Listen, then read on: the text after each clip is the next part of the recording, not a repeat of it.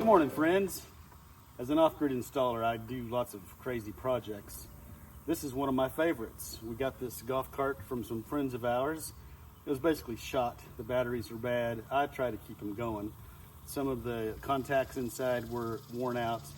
So with a little TLC and a couple battery swaps, and finally getting the solar panel mounted and a Vatrer golf cart battery, this thing is swell, super swell for the homestead. So let's go along and I'll show you how we got everything done.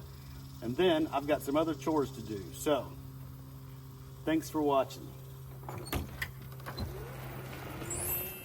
Troubleshooting on a Sunday. Give this cart a bit more longevity. The batteries do need to be replaced, but I did upgrade the cable size to number 2, flexible cable. Looking for any particular problems that's causing it to have low drive time, which, you know, old batteries are one reason. But when looking at the old cables, you can see they're a lot skinnier, number 6, I think. And I put number 2s on, which is better. Bigger is better sometimes. This is a replacement cable that was on there. You can see it's not the original cable somebody made. I like shrink tubing the ends with the adhesive melty wall stuff. This is the cable that led to the discovery of the actual problem that this thing was experiencing. This cable is burnt on the end. It's got a discoloration. This was the nut that was holding it on. You can see that the nut had been etched over time with acid or whatever, heat, obviously acid, but it only had a very small amount of face to secure the cable to the terminal. I inspected the battery terminal and it's not melted, so that's hope. Okay, it also drives a lot better. The contact relay over there under that cover sometimes hesitates to come on. That's a possible source of issues. So, and then I'm going to get some contact cleaner, remove the acid debris, and get these cleaned up. When we got the cart, the cells were dry. I added distilled water, 1.3 gallons to these 6 batteries. Not to each one, to total. So yeah, it's performing a lot better. Of course, new batteries are on the agenda. Solar charge controller and a solar panel to the roof. That's the tradition in the Maverick MacGyver world of solar powering everything. So yeah, nice ride. Gene went and cleaned up the seats, detailed the whole thing. It's very nice. So yeah, projects. All right, it's hard to hold the camera while moving the batteries, but the battery bay is now empty. Here's what was in there. 3 12-volt batteries. It worked great. These are telecom batteries. This shape is called telecom. You can use them off-grid as well, obviously. These batteries were deployed for 13 years at a customer. The other 33 of them, there was 36 total. Several of them have been put in this cart and they just die because they're old. So let's see. Dead. Not dead, not dead. But you can't drive a 36-volt golf cart with one of your batteries being dead. So today's project, clean this out. I think I've got this piece of plywood cut to go there. This used to have 6 golf cart batteries, 6 volters, arranged 3 by 3 here. I've cut all that steel. This had other batteries in it already. So let's go see what we're putting in. Around the back, here is Vatrer, the lithium iron phosphate from, yeah, Vatrer. I guess I should have filmed that upside down. Here, using technology. Bling, blucka, blucka, blucka. All right, I'm gonna put this lithium battery in that spot and stop with the moving of the batteries. Yeah, this golf cart is also solar charged with a Genasun. And I confirmed the specs of this lead acid controller, which is actually kind of low voltage wise for lead acid. I mean, will actually work with this particular lithium battery because it's a 38.4 lithium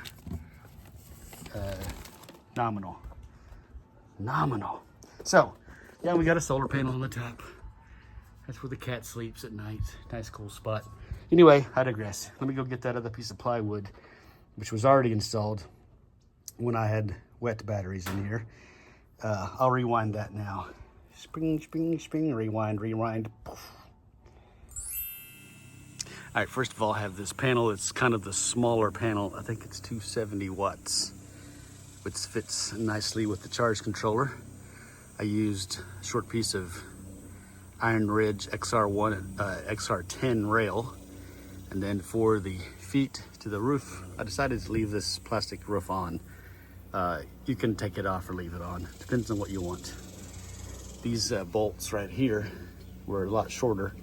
They held this roof on, so I had some longer bolts, and I have plastic spacers, and I used a regular L-foot, like you would use on a roof or a metal, a roof of a house or on another structure. So bolted it all together. I used the Iron Ridge UFO and an Iron Ridge camo to double clamp this thing. It does still move a little bit. I mean, none of the racking moves, but this part will move a little when you're driving. 4 corners mounted. And then the wires just come down the side and go into the service well, battery well, where the charge controller is. Pretty simple and straightforward way to mount the panel to the golf car. All right, I just roughly placed it there. Once I get all the arrangements made, then I will screw it down. Got this cover here. Get this off. Put that there, don't lose it. That goes there, don't lose it. Get this cover off. Might lose it.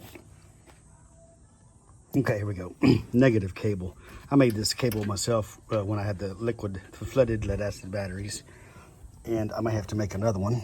We'll go look through the pile of cables, see if I can get that to reach pleasantly. Maybe, probably. Then this set of cables, this is the charging port, the old lead acid 36 volt charging port. Probably don't need this, so I will tie wrap it away for now. The red cable is too long, but doesn't really need to be shortened, so that will go to the positive side here. And then in the accessories in the back, we've got some accessories. There is a display, which these lithium batteries commonly has state of charge and volts and happy signals. And then you can go to the next menu and see some status, charging, whatnot. And then the next menu shows you your cells. This is not a 16S lithium battery, it is 12S because it's 36 volts. And then a cable to go to the dash. Right, then this kit also includes the battery charger. Let's see what all is in here. AC input cable to the battery charger. And a nice, that's a crazy way, battery charger. So the 36 volt battery charger built in. Nice.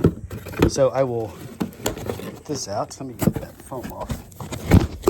Boy, I'll have to edit that a little bit. That's aggressive. So then, yeah, what I'll do is I'll make this fit here. Y'all stop acting like that. There we go. Put that there. So that means I'll have to move that over a little bit. I'll double check that wasn't too much. I'll screw that down with some self-tappers. And then this solar charge controller, I think I'll screw that down now that we're done with the lithium upgrade. This will go all the way to the floor. This is messy. This will go to the floor and I'll get that screwed down. The Genasun. So I have solar. I'll have the battery charger for the grid and then the battery.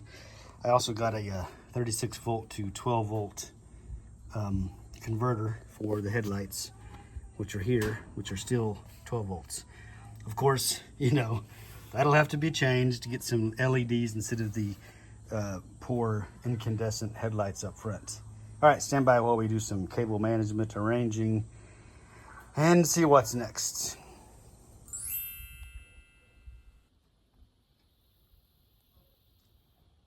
Field report, 19-20 hours. We have bolted down the charge controller for the solar, bolted down the grid-powered charger, bolted down the battery. Probably can't see down in there, self-tappers. Then, over here, as I was saying, walk around, we have this large collection of things. These are all important wires that go somewhere. I will make a bus bar that drops down here to let these collect individually. You know, some rule about putting 2 lugs under 1 bolt. We got like, I don't know, not a dozen, but way too many. Then I'm going to tie wrap, cable tie the loose cables back here, get those up out of the way. And then last but not least, I'm going to route the display cable under the chassis along the other power cable that goes there, and then mount this display. It's going to be nice.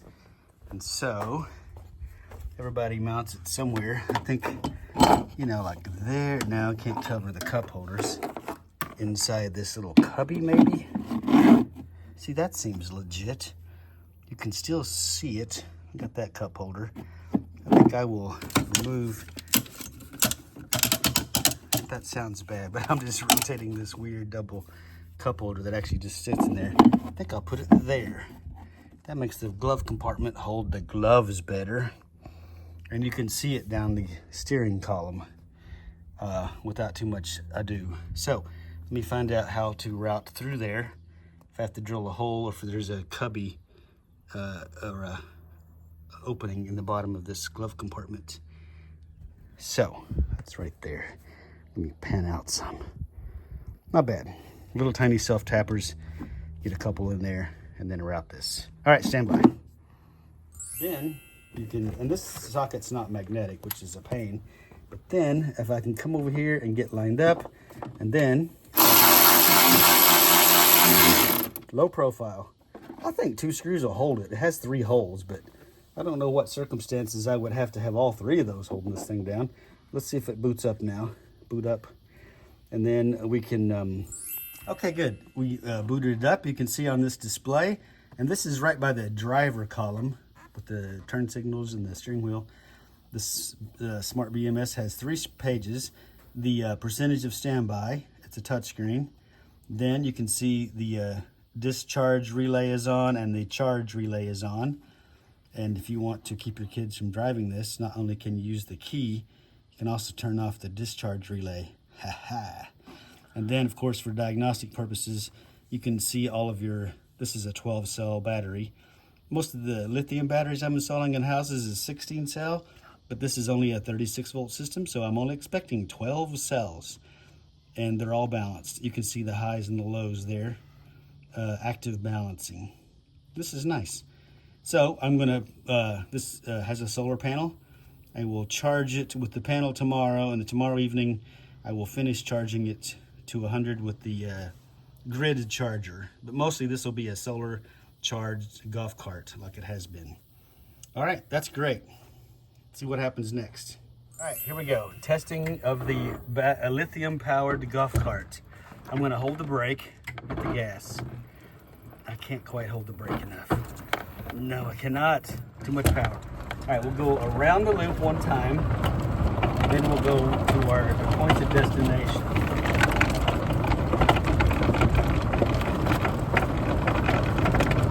Yeah. Acceleration. Nice. Very nice. Okay, just film the grass. Grass? Yeah, like we're driving. Now we're gonna drive like we're recording and stuff. See? Our usual. We always drive around the property and see what we did today and what we need to do tomorrow. So now, that's what we'll do with our lithium-powered golf cart. Solar lithium. Engage the lithium crystals, Captain. Full power.